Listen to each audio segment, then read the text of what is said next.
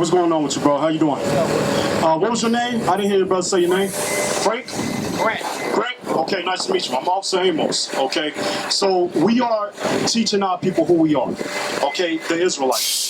Blacks, Hispanics, and Native Americans, we are the Israelites. Okay, now I heard the brother going over something about our identity.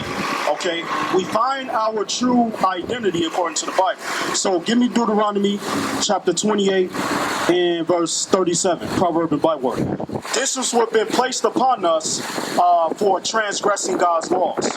Okay, I'm gonna talk a little bit about that as well. All right, so read what one of the curses was on why we call ourselves black or African American or Moor or all these different religions that we fall in. We try to cleave onto them. Let's read that. This is the book of Deuteronomy, chapter 28, verse 37. And thou shalt become an astonishment, a proverb, and a byword among all nations, whether the Lord shall lead thee. So the Bible says that the children of Israel, right, the people on this side right here, blacks, Hispanics, and Native Americans, we would be called proverbs and bywords amongst all the nations we were scattered into. Okay, so far the history is lining up. We didn't just make this up. This actually happened to us. All right, we were scattered through the transatlantic slave trade. Okay, now read that one more time. This is the book of Deuteronomy, chapter 28, verse 37. And thou shalt become an astonishment, a proverb, and a byword. So the first word, the Bible says that we will be called an astonishment. Okay, to be an astonishment is an amazement. Okay, an amazement in the sense of our condition as a nation, we still don't thrive, although we've been here for hundreds of years. Yet you can have Chinese or you can have East Indians or Arabs. They come over and they know how to thrive. They know how to get themselves together. They know how to run their communities. You understand? Say it again. They stick together. So in this amazement or an astonishment upon us. Okay, read. An astonishment, a proverb. Okay, now the Bible says that the children of Israel would be called proverbs. Okay, a proverb is a wise saying or something stereotypical that's said about the black man. Okay, something said about the black man is if you want to hide anything from a Negro, put it in a book. You're absolutely right. That's a proverb for us. So now, the main book that's been hidden from us is what's in this Bible. Okay? There are many other books out there that document our history and who we truly are, but our true history is found here. Right. Okay? That's how you destroy a nation. Exactly. Because now, we're gonna get back to that. Don't lose that thought. All right? So now, what else were we called? A proverb and a byword. So now the Bible just said a byword. Look at that sign right there. Next to the name Judah, what do you see? That's a byword. Okay? That's not what God called us, in other words. Okay? Our God gave us a name for ourselves. Okay? We're not black or African American.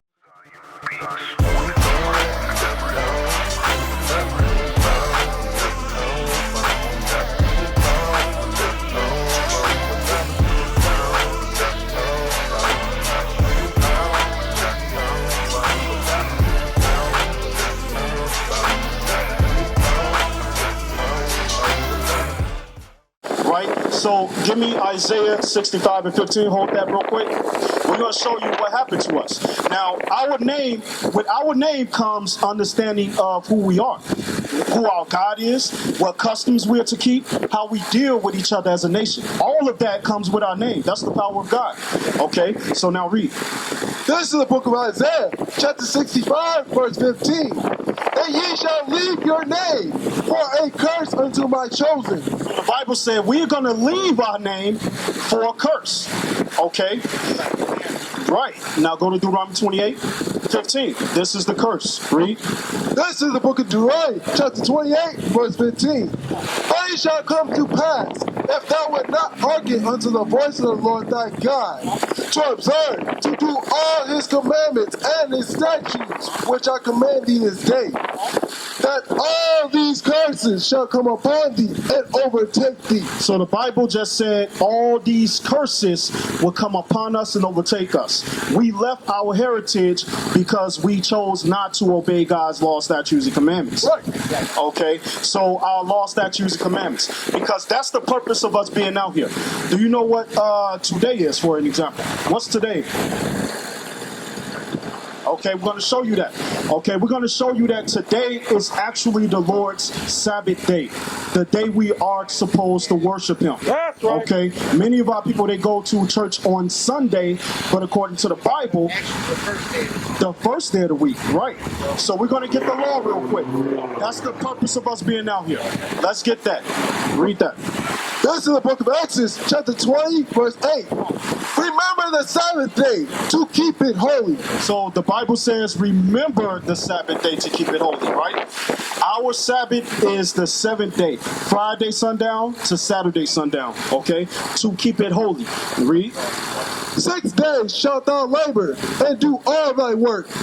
But the 7th day is the Sabbath of the Lord thy God. Right, so today is the Sabbath day, right? So now notice how, for example, you got our brothers and sisters out here doing community cleanup, right?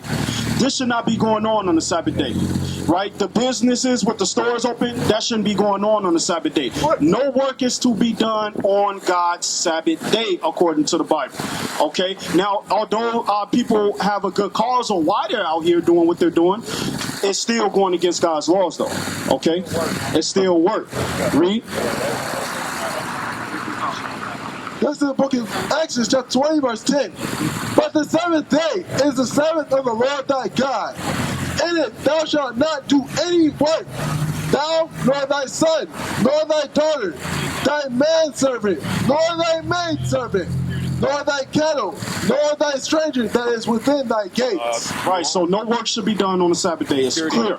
Okay, now, for us to understand what the Sabbath day is, now we have to understand what is the requirement of keeping this day holy. Okay, remember how to keep this day holy. All right, so give me Leviticus 23, right? So we're going to show you, because according to what we brought out, do you understand who you are now, or who are you? What's your nationality? That's right, you're an Israelite. That's your nationality. So now, with you knowing that now, this is a requirement. So get Leviticus chapter 23, and let's read that. This is the book of Leviticus, chapter 23, verse 1. And the Lord spake unto Moses, saying, Speak unto the children of Israel, and say unto them, concerning the feast of the Lord, which ye shall proclaim to be holy convocations. So the Bible speaks of holy convocations, meaning gathering with your people, like-minded brothers and sisters who understand that they are the Israelites and keeping God's laws. Okay, that is part of keeping the Sabbath day holy. We used to scream black power while Heron was pushed, but at the end of the day, nothing's in vain. IUIC has been given a vision. The tents of Judah has risen. Many has attempted the mission, minor murmuring, omitting, and missing the mark. Just reading that he had the flame of fire in his eyes gave us the spark. We on Paul's mission. We out on the road, purple and gold, from Mexico, Cuba, Haiti, Ghana, Sierra Leone. 144,000 boots banging, concrete crackling. These are our men repented at heart. The scriptures is proof. IUIC, we deliver the truth.